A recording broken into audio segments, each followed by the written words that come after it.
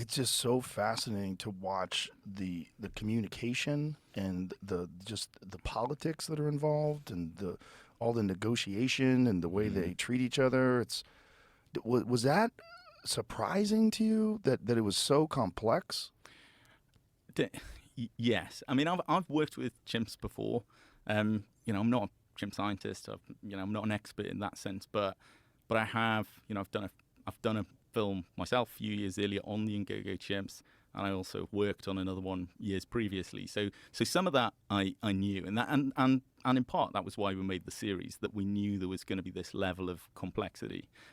But we'd never, and I don't think anyone has ever committed that much sort of filming resource and dedication to that intense of a period. So we sort of seemed to be able to record it at a level of detail that I hadn't seen before, and I don't think anybody else has. And that did surprise us, yeah, and it surprised me personally. It's the sense of awareness, like, as far as we know, that there's quite limited vocal communication with chimps. They make food grunts, which tells other chimps that they're enjoying some food. They make pant grunts, which are a sort of this noise that they make to each other, which is a signal of submission. And there are various calls. But as far as we know, there's not a huge amount of complexity in that. There's not a lot of language. But the amazing thing is that there seems to be some other level of communication going on, that they somehow know what each other are about to do. Or in some circumstances they don't, and they're surprised, and it causes conflict. But I think about particularly when you watch chimps go on patrol, right? They patrol their borders, the borders of their territory.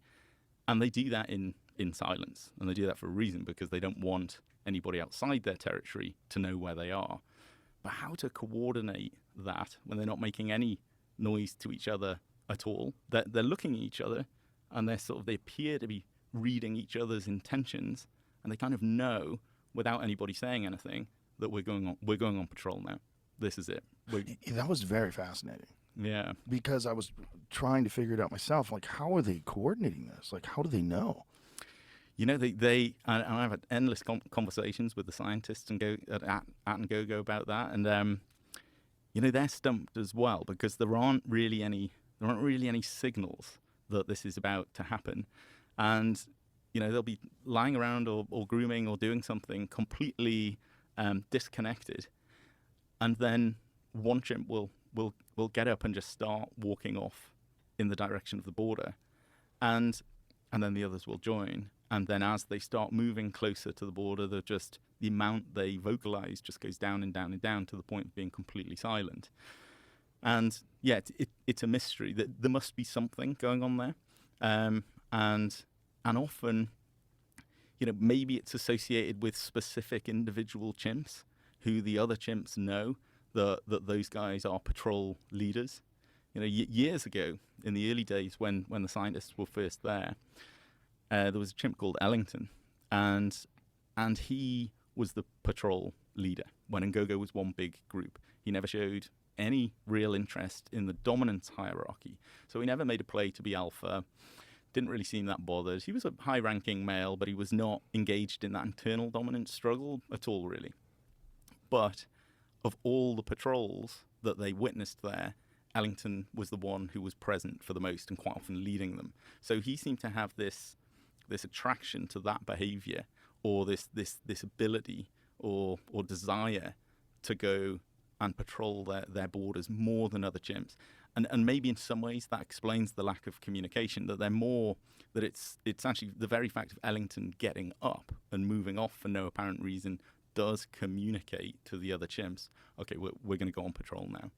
And the sort of modern version of Ellington, who was around during our filming period, is a chimpanzee called Rollins, who similarly has never shown any real interest to make it to the alpha position. Whilst all the other males are sort of jostling for position there, and you get the feeling that ultimately they all want to be on that top spot and they'll just get as high as they can. Rollins doesn't seem to have that desire, or certainly it doesn't appear so. But he is the patrol leader. He's always out there in front and taking the Western group on patrols, and they do it a lot, and it's very often him.